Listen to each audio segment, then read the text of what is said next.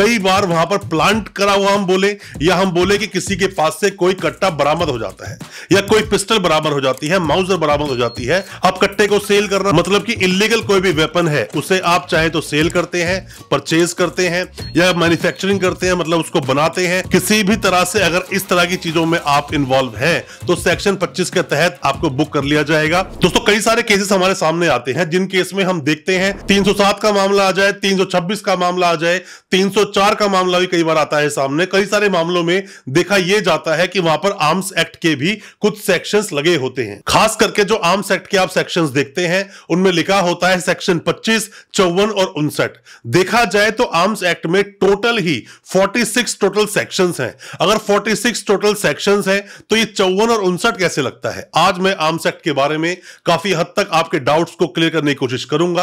आपको बताऊंगा कि आर्म्स एक्ट के तहत किस तरह से मुकदमा चलता है। आप पर भी आर्म्स एक्ट के मामले में सेक्शन 25, सेक्शन 27 के अंडर कोई भी सेक्शन लगा है, किस तरह से बेल होगी, काफी कुछ चर्चा करेंगे आर्म्स एक्ट के बारे में। ज्यादा कुछ जानने के लिए दोस्तों बने रहिए हमारे इस वीडियो के साथ। दोस्तों होता क्या है कि जब भी कोई मामला लड़ाई झगड़े का सामने आता है, मारधाड़ का सामने आता है, कई बार वहां पर प्लांट करा हुआ हम बोले, या हम बोले कि किसी के पास से कोई कट्टा बरामद हो जाता है, या कोई पिस्टल बरामद हो जाती है, माउजर बरामद हो जाती है, कई तरह के हथियार बरामद होते हैं। इस बरामदगी को जिस सेक्शन में लाया जाता है उसे हम बोलते हैं आर्म्स एक्ट, या आप ये भी बोल सकते हो भारतीय आयुध अधिनियम। जिस एक्ट को लाया गया 1959 में, 1959 में इस एक्ट को लाया गया और अभी 2019 में इसमें अमेंडमेंट्स किए गए। इस आर्म्स एक्ट के तहत अगर आप देखोगे ज्यादातर सेक्शंस आपको मिलते हैं, सेक्शन 25 लगा होता है, सेक्शन 27 लगा होता है। अगर मान लीजिए कि सेक्शन 25 आर्म्स एक्ट का आपके अगेंस्ट लगा है तो इसका मतलब सिर्फ यही होता है कि आपके पास से कोई भी इलीगल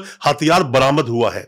और अगर सेक्शन 27 लगा है तो आपने उस इलीगल हथियार को इस्तेमाल भी किया है, मतलब आपने चलाया भी है। अब चाहे तो आप किसी को डराओ उससे या किसी को आप गोली चलाओ, ये दोनों बातें अलग अलग है। आर्म्स एक्ट का सेक्शन आता है और कई बार ये प्लांट भी किया जाता है। किसी के पास से भी अगर कट्टा बरामद हो जाए, कट्टे की बरामदगी करा दी जाए तो उस इंसान को इस आर्म्स एक्ट के तहत उसे बुक कर लिया जाएगा, जेल भेज दिया जाएगा।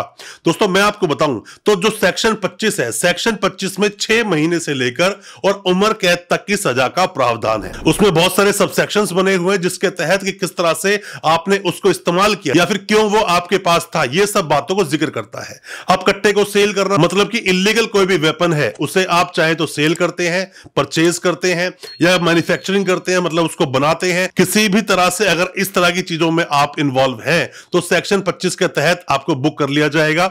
इवन आपके पास मान लीजिए कि आपके पास इलीगल कोई भी हथियार है, इलीगल कोई पिस्टल है, कट्टा है, कुछ भी है, आप उसको किसी की शादी में जाकर भी अगर चलाते हैं, हवाई फायर लोग करते हैं ना कई बार, वो भी हालांकि बेशक से आपके पास लाइसेंस हो तो भी ये अलाउ नहीं है। लाइसेंस का मतलब ये नहीं होता कहीं पर भी जाके आप उसकी शोबाजी करना शुरू कर दोगे, ऐसा नहीं होता। अब दोस्तों अब ये भी समझ लीजिए सेक्शन लगता किस तरह से है।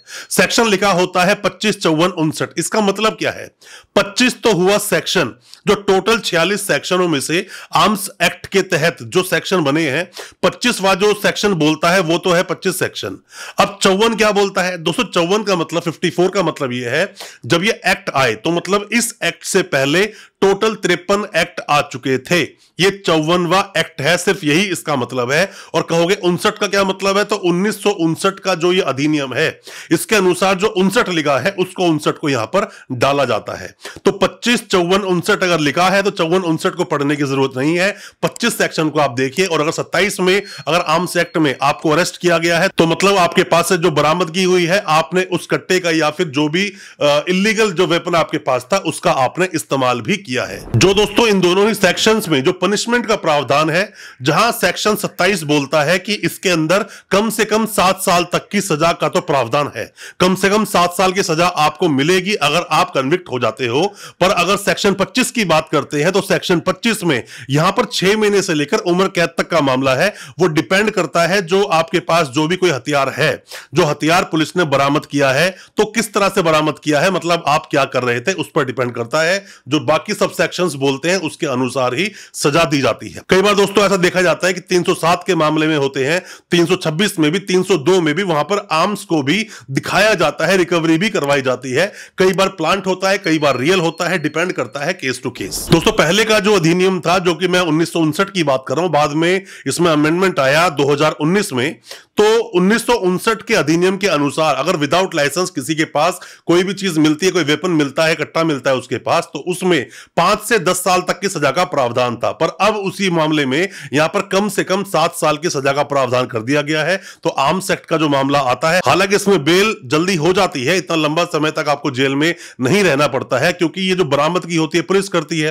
पुलिस ही सब चीज दिखाती है, पुलिस ही कंप्लेनेंट होती है। तो इसमें हमेशा पुलिस का रोल डाइसी दिखाया जाता है। पुलिस को हमेशा से ही जो कोर्ट है वो शक भरी निगाहों से देखता है, इसीलिए इन मामलों में आपकी बेल हो जाती है। दोस्तों, आपके दिल में कोई भी किसी भी तरह के सवाल है, कुछ भी आप जानना चाहते हैं, पूछना चाहते हैं, कमेंट बॉक्स में अपने सवाल आप पूछ सकते हैं, या फिर हमसे ऑनलाइन कंसल्टेशन भी ले सकते हैं। व्हाट्सएप पर मैसेज करें, हम आपको बताएंगे, जो भी आपके सवाल होंगे उनका आपको जवाब देंगे। अच्छा लगा हो आज का वीडियो, हमारी वीडियो को ज्यादा से ज्यादा अपने दोस्तों, परिजन, परिवार तक शेयर करें, ताकि वो भी अपने आप को कानूनी जानकार बना सकें। और हमारे चैनल को सब्सक्राइब करना बिल्कुल ना भूलें, साथ में लगा बेल आइकन जरूर दबा दें, ताकि इसी तरह की लीगल अवेयरनेस की वीडियोस आप तक पहुंच सके सबसे पहले।